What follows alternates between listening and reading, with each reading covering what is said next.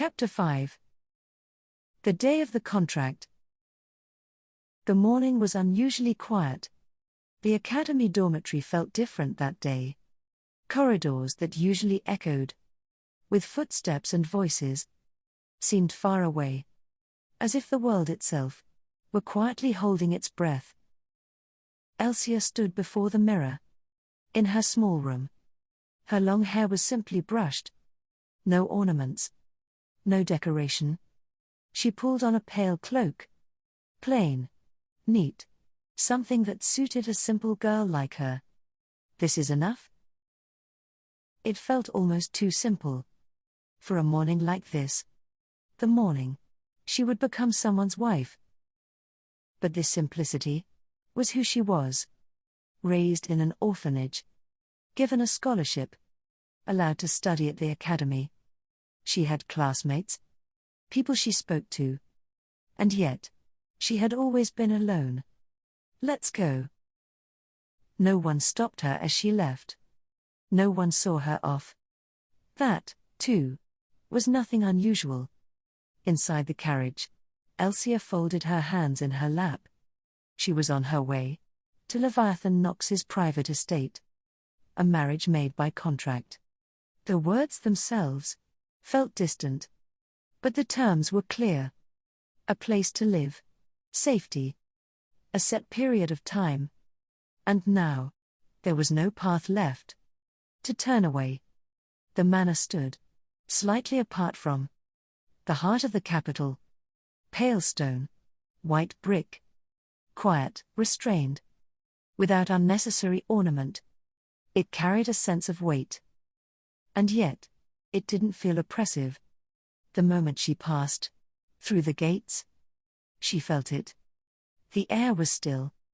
The magic was calm. Untroubled. It's soothing. She didn't know why. Only that something inside her chest slowly eased.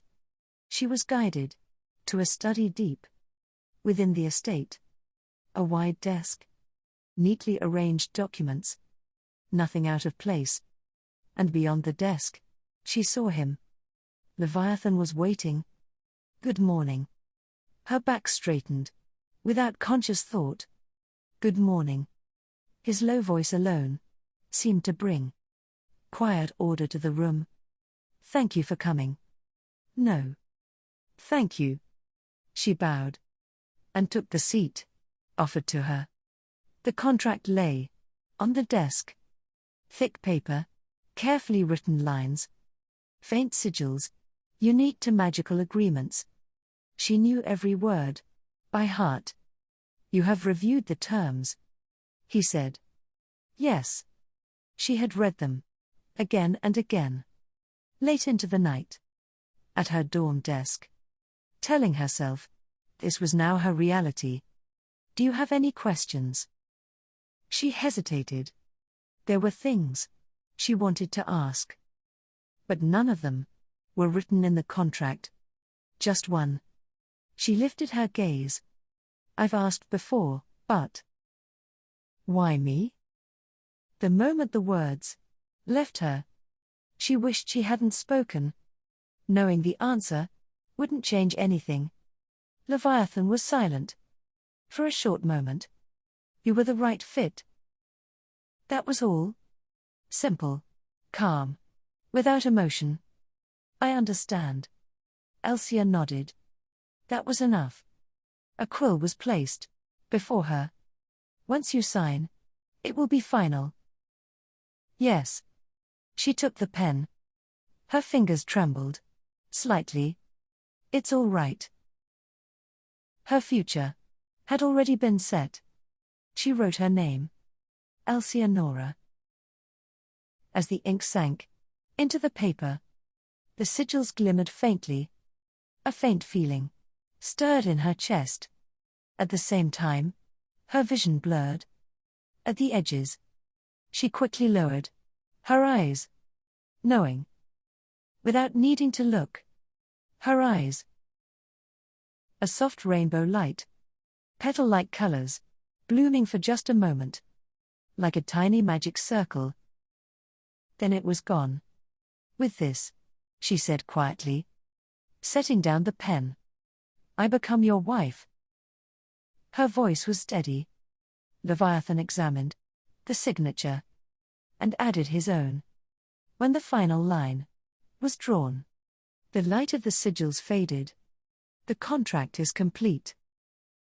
His words were calm and even, and yet, the air in the room had subtly changed. Let me say this, Leviathan continued, meeting her gaze. This marriage requires no affection. However, he paused. Here, you will be safe. Here, in this place. The word lingered gently between them. Thank you very much. She bowed deeply. There was nothing more to say. As she left the study, Elsia paused once. She didn't look back. The small dorm room, the temporary places. She had known. Since the orphanage. She would not return to them. Strangely, there was no regret in her heart. Only a quiet resolve. That was the day Elsia signed. In exchange for leaving the place she had once called home, she stepped into a new one. Whether it would become a cage or a place of safety, she did not yet know.